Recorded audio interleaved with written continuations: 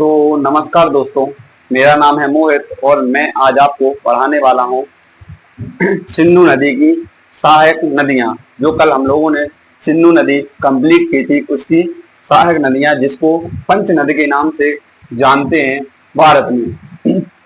हम आते हैं, पहली हमारी कौन सी थी पंच नदी में। जैसे हम लोगों ने नदियों को पढ़ा था तो कौन कौन सी नदियाँ पड़ी हुई थी, तो झेलम, चिनाव, रावी, ब्यास, सतलज। मैं पूछूंगा कि पंचनद में कौन कौन सी नदियां आती हैं। पूछा जाएगा क्वेश्चन कि पंचनद में कौन कौन सी नदियां आती हैं। तो कौन कौन सी नदियां आती हैं? झेलम, चुनाव, रावी, ब्यास, सतलज। ये 5 नदियां किसमें आती हैं? तो पंचनद में आती हैं। पूछा जाएगा आपसे क्वेश्चन कि पंचनद 5 नदियों को पंचनद के नाम से कौन से राज्य में जाना जाता है। तो मैंने आपको बताया था कि पंजाब में पंचनद के नाम से 5 नदियों को जाना जाता है। ये 5 नदियां कौन कौन सी होती हैं? तो झेलम, चुनाव, रावी, ब्यास, सतलज। ये 5 नदियां होती हैं। आज हम लोग पढ़ रहे हैं पंचनद की नदियों को। कौन कौन सी नदियां थी? तो पहली हमारी नदी कौन सी है? तो झेलम नदी। कौन सी है? तो झेलम नदी हमारी पहली नदी है। झेलम नदी का उद्गम पूछा जाएगा, पुराना नाम क्या होता है? तो बेतस्ता। क्या होता है हमारा? तो झेलम नदी का पुराना नाम बेतस्ता होता है। इसका उद्गम कहाँ से होता है? जो हमारी झेलम नदी है वो कहाँ से निकलती है? तो कहाँ से निकलती है? तो बैरीनाग झील के अनंतनाग जिले और जम्मू कश्मीर से होकर ये क्या करती है? निकलती है। बैरीनाग झील है और वहीं पर क्या है? अनंतनाग जिला। वहीं पर बैरीनाग झील के क्या होती है? तो अनंतनाग जिले के कौन से राज्य से निकलती है? तो जम्मू कश्मीर राज्य से ये निकलती है। पूछा जाएगा बुलर झील के होकर ये क्या होती है? तो प्रभावित होती है। ये क्वेश्चन बना हुआ है कि बुलर झील से होकर कौन सी नदी प्रभावित होती है। तो कौन सी नदी प्रभावित होती है? तो झेलम नदी प्रभावित होती है। यह कौन कौन से देशों में जाती है? तो इंडिया और पाकिस्तान की सीमा बनाती है, मतलब दोनों की सीमाओं पर स्थित है। जैसे ही हमारी भारत और पाकिस्तान की बीच की सीमा है तो वहीं पर क्या बनाती है हमारी? तो इंडिया और पाकिस्तान की क्या बनाती है? ये सीमा बनाती है झेलम नदी। श्रीनगर जो हमारा जम्मू कश्मीर की राजधानी होती है, जम्मू कश्मीर की राजधानी, तो श्रीनगर किस नदी पर स्थित है? तो झेलम नदी के किनारे यह स्थित है। ठीक है ना। मंगला, ये होता है इस पर मंगला। क्या होता है? मंगला बांध, जो कहां पर पाया जाता है? पाकिस्तान का प्रमुख जल विद्युत परियोजना और सिंचाई परियोजना का क्या होता है? ये बांध होता है। मतलब पाकिस्तान को क्या बनाता है? तो जल विद्युत, मतलब जल से विद्युत उत्पादन भी किया जाता है, और सिंचाई मतलब आपको खाद्यान्न उत्पादन के लिए जो सिंचाई करनी पड़ती है तो उसकी परियोजना बनाई गई है। उसका नाम क्या है? तो मंगला बांध, इसीलिए इसको बनाया गया है। इतनी हमारी झेलम नदी की डिटेल होती है। सबसे ज्यादा क्वेश्चन बनाया जाता है कि पुराना नाम, उद्गम स्थल और बुलर झील से होकर कौन सी नदी प्रवाहित होती है, इंडिया और पाकिस्तान की बॉर्डर पर कौन सी नदी बहती है। ये यहाँ पे क्वेश्चन बने हुए हैं। और झेलम नदी के किनारे कौन सा है? तो श्रीनगर शहर स्थित है। श्रीनगर किसकी? जम्मू कश्मीर की राजधानी। पूछा जाएगा जम्मू कश्मीर की जो राजधानी होती है वो किस नदी के किनारे स्थित है। तो किस नदी के किनारे स्थित है? तो झेलम नदी के किनारे स्थित है। फिर आती है हमारी क्या? चिनाव नदी। चिनाव नदी का पुराना नाम क्या होता है? तो अश्विनी इसका पुराना नाम होता है। इसका उद्गम कहां से माना जाता है? तो एक होता है बाड़ला चला दर्रा। क्या होता है? एक बाड़ला चला दर्रा। वो कहां पर होता है? तो हिमाचल प्रदेश में ये बाड़ला चला दर्रा होता है। यहीं से इसका क्या माना जाता है? तो उद्गम माना जाता है। किसका? चिनाव नदी को। ये क्वेश्चन यूपी SSC में बना हुआ है। चिनाव को हिमाचल प्रदेश में, कहां पर? हिमाचल प्रदेश में चंद्रभागा के नाम से जाना जाता है। ये अभी पूछा गया था यूपी SSC लेखपाल में। यूपी SSC कहां पर पूछा गया था?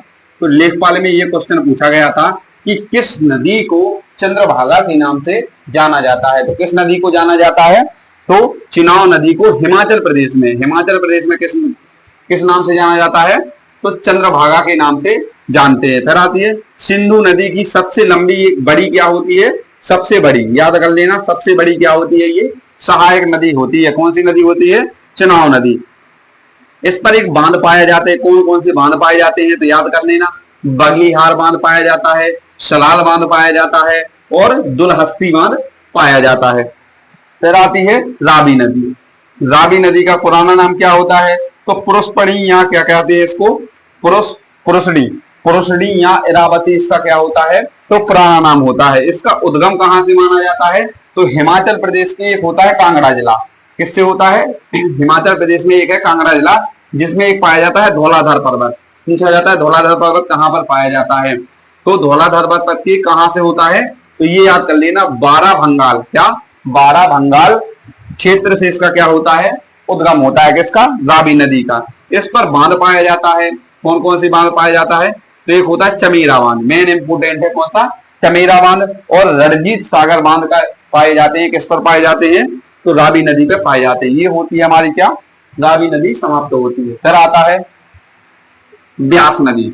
ब्यास नदी का पुराना नाम क्या होता है, तो ब्यास नदी का पुराना नाम क्या होता है, तो बिपाशा होता है। इसका उद्गम कहां से होता है, तो ब्यास कुंड की रोहतांग दर्रे और हिमाचल प्रदेश से इसका क्या होता है, तो उद्गम होता है। याद कर लेना उद्गम स्थल, इसका ब्यास नदी का उद्गम स्थल कहां से होता है, तो जो ब्यास कुंड होता है हमारा, ब्यास कुंड में कहां पर, रोहतांग दर्रे से होता है, हिमाचल प्रदेश में। क्योंकि ये पूछा गया क्वेश्चन है कि ब्यास नदी का उद्गम कौन से दर्रे से होता है, तो कौन से दर्रे से होता है, तो रोहतांग दर्रे से हमारा क्या होता है, इसका उद्गम होता है। फिर आता है ब्यास नदी पाकिस्तान में नहीं जाती है। क्यों नहीं जाती है पाकिस्तान में, क्योंकि भारत में ही किस में मिल जाती है, सतलज नदी में मिल जाती है। जो हमारी सतलज नदी है, तो सतलज नदी में कौन सी मिल जाती है, तो ब्यास नदी किस में मिल जाती है, भारत में ही।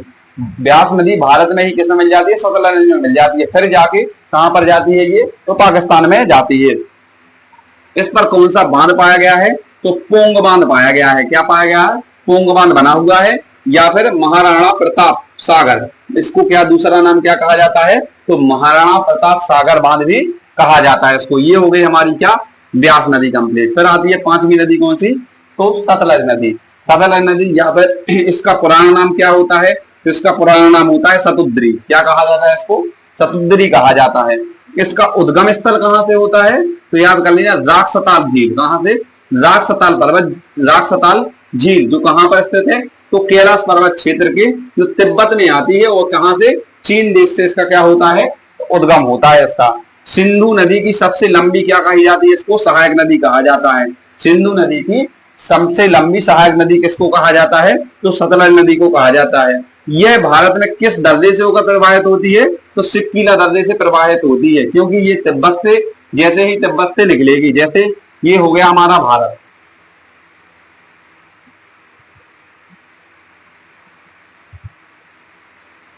ये हो गया हमारा क्या, भारत हो गया।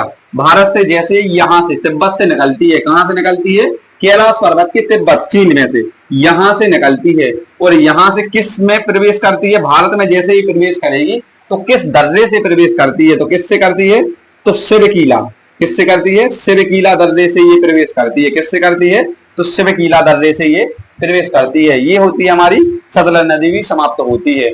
और ये हमने पंचनद पूरी नदियां समाप्त कर ली हैं, जो क्या थी, बाएं हाथ की सहायक नदियां थी, जिसकी सिंधु नदी की बाएं हाथ की सहायक नदियां, जिसको पंचनद के नाम से जाना जाता था। कहां पर जाना जाता है, तो पंजाब में जाना जाता था। ये हो गई हमारी कंप्लीट। आपको वीडियो कैसा लगा, आप कमेंट करके, लाइक करके जरूर बताइएगा, और हमारे चैनल को सब्सक्राइब करना ना भूलें। धन्यवाद।